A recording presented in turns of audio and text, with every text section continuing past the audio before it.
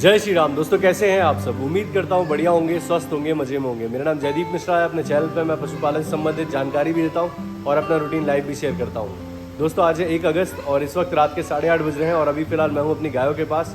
मेरा काम सारा कंप्लीट हो चुका है और गाय भी आराम से खा के अब बैठने लग गई है।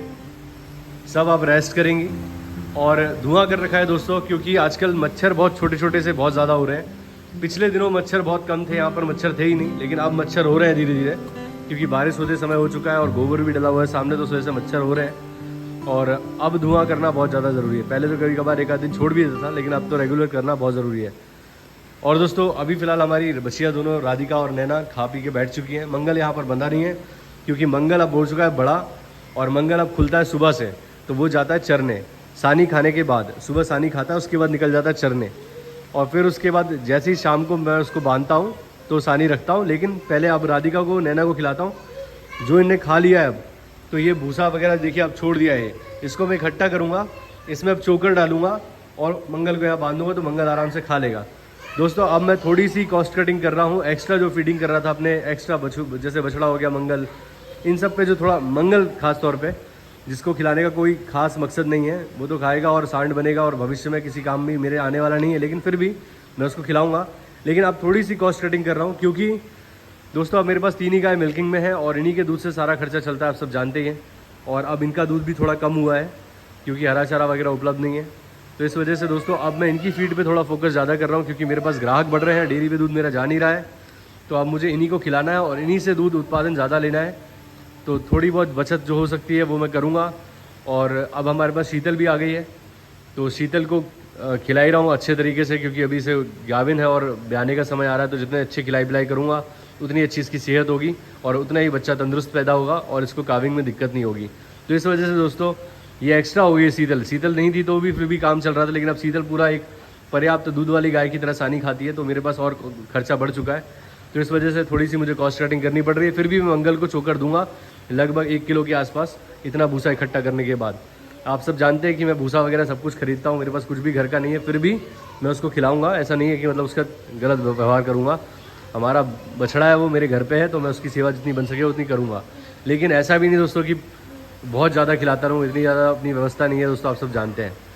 और दोस्तों एक कमेंट आया था हमारे सब्सक्राइबर का कि वो भैंसें रखते हैं, तो उनका पूछना ये था कि भैंस में ज़्यादा प्रॉफिट है कि गाय में। तो मैं सभी भाइयों को बताना चाहूँगा कि देखिए दोस्तों, आपके एरिया के ऊपर डिपेंड करता है, आप कहाँ दूध देते हैं इसके ऊपर डिपेंड करता है। आपका दूध घर से सेल होता है उसके ऊपर डिपेंड करता है, डेयरी पर जाता है इसके ऊपर डिपेंड करता है। तो दोस्तों अगर आप भैंस से डेयरी करना चाहते हैं, या मैं आपको बताऊं तो भैंसों में भी फ़ायदा है और भैंसों में रिस्क थोड़ा कम होता है। जैसे गाय है, अब अगर मान लीजिए गाय मेरी गाभिन ना हो, किसी कारण से इसमें कोई दिक्कत आ जाए और ये गाभिन नहीं हो रही है, अब अगर इसमें बांझपन की समस्या अगर आ जाए किसी गाय में, तो उस गाय को कोई खरीदने वाला नहीं है और पशुपालक भी उसकी सेवा नहीं कर सकता, क्योंकि महंगाई इतनी ज़्यादा है, किसी पशु को खड़े खड़े खिलाना संभव नहीं है। तो वो गाय दर दर की ठोकरें खाने के लिए मजबूर हो जाएगी, कोई फ्री में भी लेने को तैयार नहीं होगा। तो इस कारण से गायों में ये रिस्क है कि अगर गाय बेकार हो गई, किसी कारण से गाभिन नहीं हो रही है, तो पशुपालन को घाटे का सौदा है। लेकिन भैंस में ये होता है कि भैंस अगर दूध दे रही हो, गाभिन हो, ना भी दे रही हो, मरने की कंडीशन में हो, तब भी वो बिक जाती है, तो पशुपालक को रिस्क थोड़ा कम होता है। पहली चीज़ तो ये हो गई। दूसरा, भैंस भी हो, अगर आपके पास भैंस से भी शुरुआत करना चाहते हो तो कम से कम 16 लीटर की भैंस से शुरुआत करें, जिसमें खास तौर पे मुर्रा जाफराबादी भैंस जो है, ये बहुत ही बेहतरीन भैंसें हैं, जिनका दूध उत्पादन भी ज़्यादा है और जाफराबादी भैंस के अंदर फैट कंटेंट भी बहुत ज़्यादा है।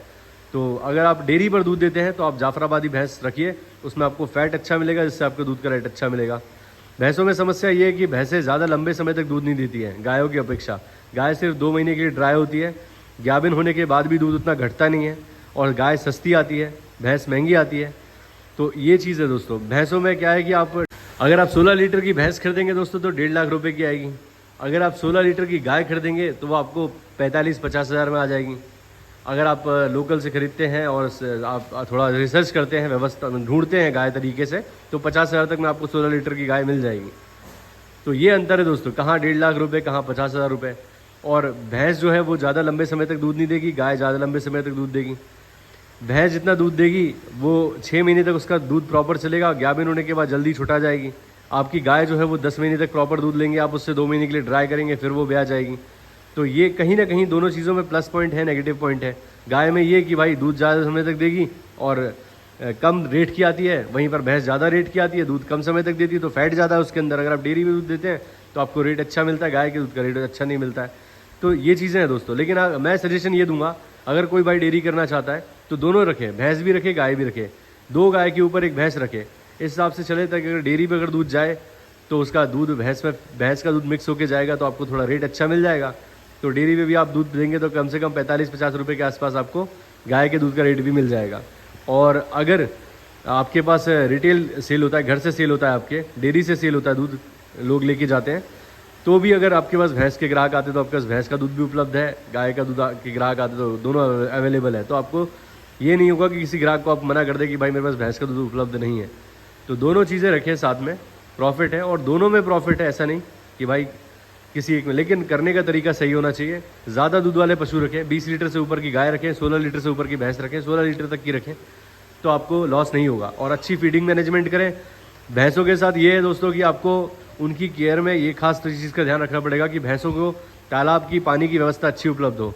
भैंस को दाना कम दे चलेगा, लेकिन उसको तालाब हो, नहाने के लिए व्यवस्था हो, तो भैंस के दूध में फ़र्क नहीं आएगा।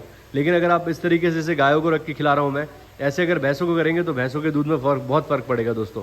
भैंसों को चाहिए पानी, तो ये चीज़ है दोस्तों। और अगर आप भैंस की पड़िया तैयार करते हैं शुरुआत से ही तो आपको बहुत फ़ायदा है। गायों में अगर बछड़ा हो जाए तो दिक्कत का सौदा होता है, क्योंकि वो बछड़ा किसी काम का नहीं होता है मतलब।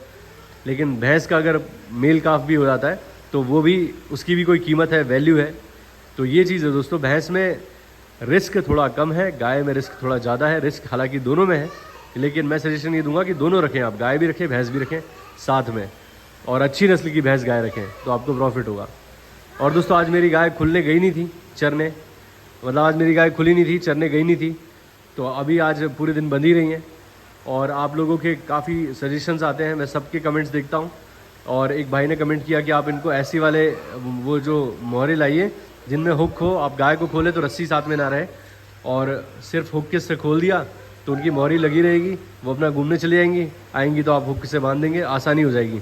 तो मैं दोस्तों हमारे यहाँ उपलब्ध नहीं है, लेकिन मैं पता करूँगा, अगर ऑनलाइन मिल जाए, कैसे भी मिल जाए, तो मैं वो लेके आऊँगा ताकि मेरी गायों को खोलने में मुझे सुविधा हो जाए और वाकई में अच्छा लगेगा वो। और इन सब की रस्सियाँ भी बदलनी है मुझे, सबके मोहरे बदलने हैं, सबको एक जैसे ही लगाऊंगा ताकि देखने में सुंदर लगे। और जंगल जा रही थी मेरी गाय तो वाकई में दूध बढ़ा था दोस्तों, और मैं कोशिश करूंगा कि कल से इनको जंगल ही ले जाऊं, थोड़ा बहुत चरे वहाँ पे दोस्तों। उसके लिए मुझे खड़े रहना पड़ेगा, तो मैं जल्दी से जल्दी दूध दे के आऊँगा और उसके बाद सामने खड़ा रह के इनको जंगल लेके जाऊँगा, लठ एक हाथ में ले लूँगा ताकि कहीं कोई फालतू चीज़ें चरे तो उनको डरा दूँ मैं। बाकी आपका सजेशन अच्छा है, इनको चरना बहुत ज़्यादा ज़रूरी है। जब हरे चारे की कोई व्यवस्था नहीं है तो जंगल ही ले जाने में फ़ायदा है। थोड़ी मेहनत होगी अब, लेकिन उतनी कम होगी, पहले जितनी हो रही थी उतनी ज़्यादा दिक्कत नहीं होगी। बस डेज़ी की एक आदत है कि वो अभी भी जंगल से दौड़ के वापस आ जाती है। जैसे कल परसों डिज्नी और शीतल चले गए थे, तो ये दोनों तो जंगल में चढ़ते रहे, लेकिन ये दौड़ के वापस आ गई। ये लोग अपने आप चले गए थे, लेकिन ये वापस आ गई। इसके वापस आने से लाली, कपिला, ये लोग वापस आ जाते हैं। तो कुछ ऐसी व्यवस्था करनी पड़ेगी कि ये भी बाहर ही रहे, जंगल में ही रहे, जितनी देर रहे उतनी सही, लेकिन लेके जाऊंगा कल, कोशिश करूंगा इनको ले जाने की। और अभी फ़िलहाल दोस्तों समय काफ़ी होता जा रहा है, गायों के आराम करने का समय हो चुका है, मंगल को अंदर बांधना है और लालू बाहर बंधा हुआ है। तो ये रहा लालू हमारा और मंगल, दोनों यहाँ बैठे हुए मैट के ऊपर, और हल्की हल्की बारिश स्टार्ट हो गई है, तो मैं मंगल को अंदर बांध देता हूँ। और लालू के लिए दोस्तों आप कह रहे थे कि यहाँ पर एक शेड बनाए, तो शेड हम बनाएंगे। और लालू को दोस्तों मैं बस रहने दे रहा हूँ, इसके लिए ज़्यादा व्यवस्था नहीं कर सकता दोस्तों। मैं करूँगा तो गायों के लिए यहाँ पर करूँगा व्यवस्था, लेकिन लालू के लिए नहीं कर पाऊँगा, क्योंकि मुझे नहीं चाहिए दोस्तों, इतनी महंगाई में मैं नहीं कर सकता। जो नहीं कर सकते काम, जितनी आपकी श्रद्धा है उतना ही करिए, ज़्यादा मत कीजिए। मैं इसको भगा नहीं रहा हूँ, यहीं पर रहने दे रहा हूँ, बैठने दे रहा हूँ, क्योंकि मेरा कोई नुकसान नहीं है इससे। आगे चल के भविष्य में परेशान करेगा वो बात अलग है, वो मैं झेल लूँगा, लेकिन कम से कम अभी फ़िलहाल मैं इसको रहने दे रहा हूँ, और ज़्यादा मैं इसकी व्यवस्था नहीं कर सकता, उसके लिए माफ़ी चाहता हूँ। जितनी श्रद्धा उतनी भक्ति करें, वही बढ़िया है। और रात हो चुकी है, हल्की हल्की बारिश स्टार्ट हो गई है। आज दिन भर बिल्कुल बारिश नहीं हुई, लेकिन अभी रात में बारिश हो रही है। तो अभी फ़िलहाल चलने का वक्त है घर पे, तो चलिए चलते हैं, और फिर मिलता हूँ मैं आपसे कल सुबह। चलिए दोस्तों, उम्मीद करता हूँ आप लोगों को आज का वीडियो अच्छा लगा होगा। अगर अच्छा लगा तो प्लीज़ लाइक कीजिए, चैनल को सब्सक्राइब कीजिए, बेल आइकन ज़रूर दबाइए ताकि आपको इस तरह के वीडियोज़ का नोटिफिकेशन मिलते रहे। मिलते हैं दोस्तों किसी और वीडियो में, तब तक के लिए जय श्री राम, अपना ख्याल रखें दोस्तों।